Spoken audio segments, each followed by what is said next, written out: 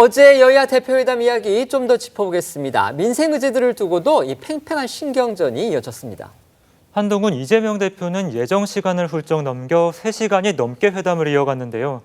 두 사람 민생 우선 기조에는 공감대를 이뤘지만 양당 이견이 컸던 해병대원 특검법이나 민생 회복 지원금에 대해서는 합의를 이루지 못했습니다. 한 대표는 모두 발언에서부터 이 대표가 제시한 민생 회복 지원금은 현금 살포라고 규정했고요. 이 대표 역시 모두 발언에서부터 해병대원 특검법과 관련해 한 대표가 내건 조건을 모두 수용할 테니 결단하라고 응수하기도 했습니다. 이어진 비공개 회담에서도 이 대표 시작부터 책상 간격이 너무 넓다며 하나도 멱살도 못 잡겠다고 뼈있는 농담을 던지는 등 신경전이 이어졌다고 하고요. 어제 회담에 배석했던 여야 수석 대변인들 역시 오늘 라디오 인터뷰에서 합의가 불발된 이유를 설명하며 상대방 탓을 하기도 했습니다. 어제 회담 모습 보시고 오늘 나온 여야 수석 대변인 목소리도 이어서 들어보겠습니다. 이거 화난다고 멱살도 못 잡겠네, 이거. 민주당에서 새로운 법안을 낸다면 기존의 민주당이 낸 법안은 철회하시는 것이냐 했더니 이재명 대표께서 모르겠다 그러시더라고요. 민주당 입장이 정리된 것으로 보이진 않고요. 그렇게 하다 보니까 제3자 특검 법안에 대해서 우리도 찬성한다, 우리가 안을 내겠다 하는 민주당의 그런 주장이 과연 이게 진정성이 있는 것인가, 우리 당의 분열책으로 또 활용하려는 것 아닌가. 한동훈 대표가 좀 결단을 하셨으면 좋았을 부분들이 몇 대목 있었는데 그 부분은 이제 결단을 좀 미뤘던 부분들이 좀 많이 아쉬움이 있습니다. 최혜병 특검과 관련해서 내 생각은 변함없다. 그러나 내가 좀 처지가 좀 그렇다. 그러니까 이런 얘기를 계속 반복적으로 얘기했거든요. 한동훈 대표 당신이 처해 있는 당내 상황이나 이런 것에 대한 그런 얘기들을 들으면서 아 그렇구나라는 것을 조금 더 이해할 수 있었다 이런 말씀이죠.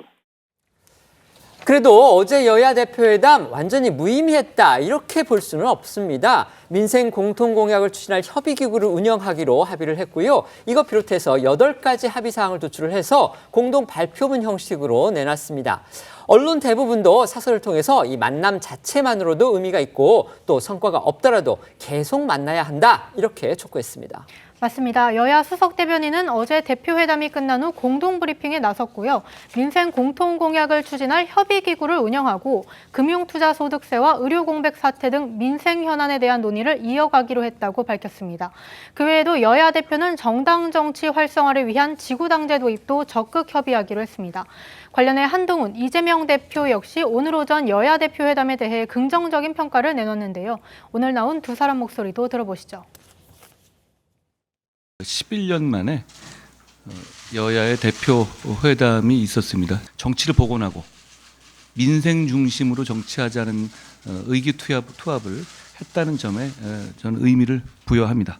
양당의 민생 그리고 공통 공약을 추진하기 위한 협의기구를 운영하기로 했다라고 했는데요. 격차 해소의 시작이다라고 이해해 주시면 좋겠습니다. 또는 공개하기 적절하지 않은 그런 부분에 대해서도 상당히 진전된 대화와 공감이 있었다 이런 말씀을 드립니다.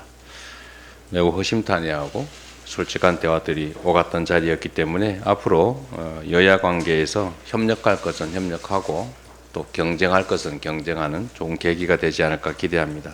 물론 뭐 아쉬운 점도 있기는 하지만 대부분의 언론들은 그래도 만나야 한다. 만나는 것 자체로서도 의미가 있다. 지금 이렇게 평가를 했습니다. 지금 현직 문화위원 논설위원이시니까 어떻게 평가하십니까? 저는 이게 11년 만이라는 게 좀 깜짝 놀랄 만한 소식이라 생각이 들어요. 왜냐하면 예전에 아마 황우여, 그다음에 이제 김한길 이 대표들이 이제 의제를 정하고 회담을 한 것인데 아무래도 여당 대표는 이제 대통령과의 어떤 뭐라 그럴까요? 이 합치되지 않으면 회담하기가 꽤 어렵습니다. 그래서 보통 대통령이 여야 대표를 초청해서 이런 회담은 연 적은 있지만 여야 대표가 만나는 것은 뭐 굉장히 오랜만에 있지 않겠습니까? 그만큼 이제 여당이 대통령의 그냥 어떤 일방적인 어떤 지시를 받는 정당이 아니라 이제 조금의 어떤 자율성을 가진 정당이다 이런 것도 하나의 상징적인 모습일 것 같고 그리고 지금 뭐 국회가 뭐 역대 최악이라고 이야기를 하지 않습니까? 지금 오늘 뭐 개원식이 열리는데 대통령도 참가하지 않는 이런 국회인데 그렇기 때문에 뭔가 그래도 조금씩 만나보면 뭔가 좀 좁혀질 것 같습니다. 자, 그럼에도 불구하고 어제 긍정적인 요소가 있음에 불구하고 결국 어제 저는 이재명 대표가 계엄 이야기와 독도 이야기를 하는 거, 저는 국민들 앞에 하는 거 그렇다면 제1야당 대표가 자, 계엄령을 지금 동시다발적으로 다 이야기를 하고 있는데 근데 저희 기자들이나 그 누구도 그 근거를 알지 못합니다. 본인들끼리는 뭐 근거를 알고 있는지 모르겠지만 최소한 계엄이란 이야기를 할 정도면 최소한이라도 뭔가 증거를 제시해야 되지 않을까요? 아무리 아무 제스처 제시 않고 계엄령을 내린다 그러면 아마 제가 볼 때는 이 여러 사람이 똑같은 이야기를 하게 되면 국민들이 마치 신뢰하는, 진짜인 것처럼 신뢰하는 효과를 노리는 것 아닌가? 지난번 후쿠시마 이 처리수 문제와 마찬가지지만 다수의 야당 대표들이 저렇게 이야기를 하면 국민들이 정말 계엄령 일어나나? 라고 하는 그런 효과를 노린 거 아니야. 그러나 그는 결국은 국민들에게 거짓을 하는 것이거든요. 그렇기 때문에 저는 조만간 야당에서 뭔가 명백한 증거를 국민들에게 제시하고 만약 못한다고 그러면 저는 국민에게 사과해야 된다고 봅니다. 네. 두 대표가 만났다는 자체만으로도 평가는 할 수 있겠습니다. 하지만 국민의 기대에 부응하지 못했다. 저는 그렇게 평가를 합니다. 뚜렷한 성과가 없기 때문이죠. 최소한도로 금투세와 민생회복 소비 쿠폰 정도는 서로가 양발을 좀 뒤로 물러서서 합의할 수 있지 않았을까라는 아쉬움이 있고요. 또 최혜병 특검과 관련해 가지고는 이재명 대표가 어쨌든 제보 조작 등 그 외에도 추가적인 어떤 조건이 있으면 다 수용하겠다라고 했음에도 불구하고 한동훈 대표께서 여기에 대해서 한 발자국도 못 나갔다는 것은 결국 한동훈 대표가 결정권이 없는 것이 아니냐, 그런 어떤 회의가 들었다, 이런 말씀 드리겠습니다. 네.